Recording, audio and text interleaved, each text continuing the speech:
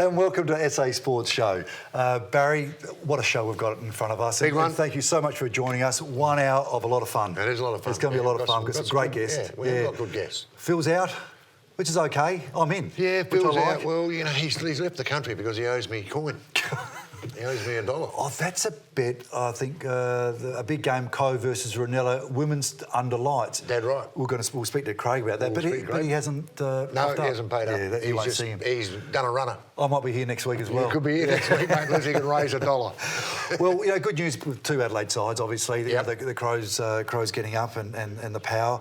Oh, one's got to hang in there for that top 8. Well, I think it's going to come down to the Bulldogs are in there. They got hard games this week. Well, I don't think Port have. I think Port can win their last 3. Yeah. I really do. Yeah.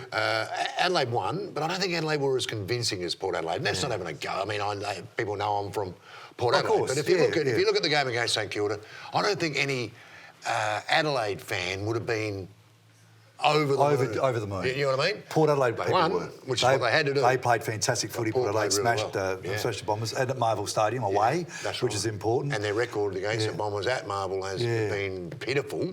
Getting smashed by them every time we go and play them. So you know, their performance is really good. Now they need to back it up. That's their issue. Well, that's their biggest issue because we just don't know what side's going to come out in the field this week. Well, you would hope. You know?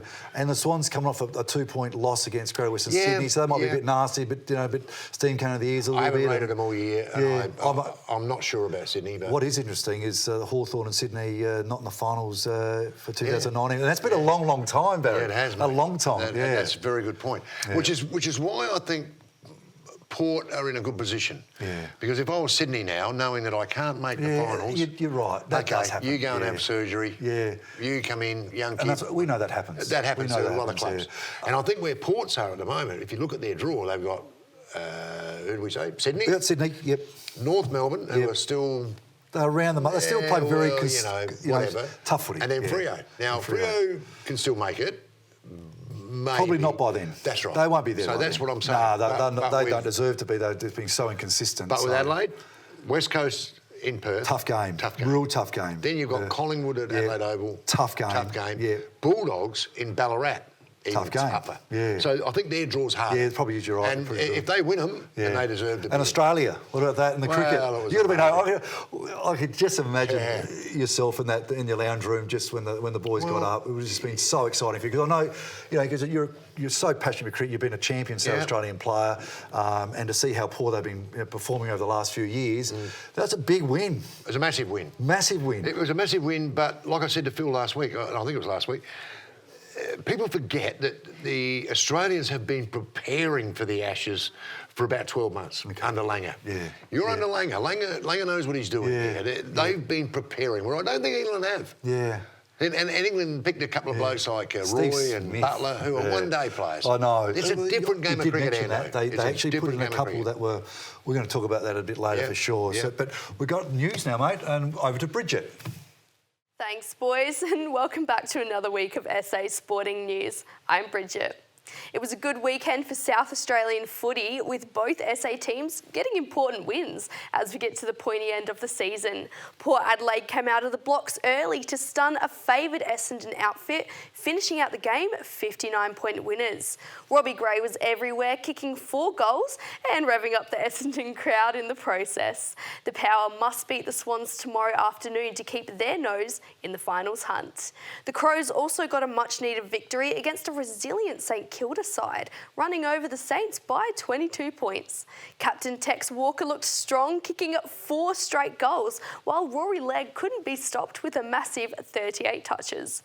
The Crows face a tough task against the Eagles in WA, where they'll need a win to retain a spot in the 8. And an Adelaide United trio has been selected for the Young Socceroos squad for the 2019 Under-18 Championships in Vietnam. Lachlan Brook, Lewis Darigio and Jai King were handpicked by head coach Gary Van Egmond following a week of training in the Australian Institute of Sport. The young guns will get to show off their skills against Cambodia, Vietnam, Thailand, Malaysia and Singapore over the next week. The Adelaide Thunderbirds have claimed their second draw in just 3 games after a tough match against the Collingwood Magpies. Adelaide's Shamara Sterling was named Player of the Match following her strong defensive efforts, snatching 5 intercepts. Goal shooter Emma Wright was also a standout for the T-Birds, shooting at an impressive percentage and knocking down 20 goals. Adelaide will be looking to continue their much improved second half of the season with a win against the Firebirds in Queensland. And Adelaide Adrenaline have put on a couple games to be proud of, narrowly going down to ladder leaders Canberra Brave over the weekend. Alice Kratoska once again starred for Adrenaline, bagging 2 goals in the first game of the double-header. Goalkeeper Glenn Forbes-White also put on a clinic, gobbling up a monstrous 47 saves. Adrenaline will be back home tomorrow to take on the Melbourne Ice. And massive news coming out of the Adelaide Lightning with former Opal and WNBL legend Laura Hodges announcing she signed on for the upcoming season. Hodges has taken some time away from the game but will finish her stellar WNBL career as a one-team player as she looks to strengthen the Lightning's front court. She'll be given a warm welcome when Lightning's season kicks off in October against Sydney Uni. And the South Australian squash players Alex Hayden and Rima Muniandi have both put on a phenomenal show at the World Junior Squash Championships. Rima bowed out with class in the second round, narrowly going down to her Egyptian opponents. Alex won through to the final of the played event and claimed victory against Japan's Arisa Sano, following a string of comfortable victories. And in a special report, the Reclink Adelaide Community Cup was held on Sunday at Norwood's Cooper Stadium, with yours truly giving the game a crack. In the tight match, us mighty Adelaide Anchors won by 1 point against the Rockatoos, with the scoreboard reading 33-32 at full time. It was a historical win, ending a 4-year drought.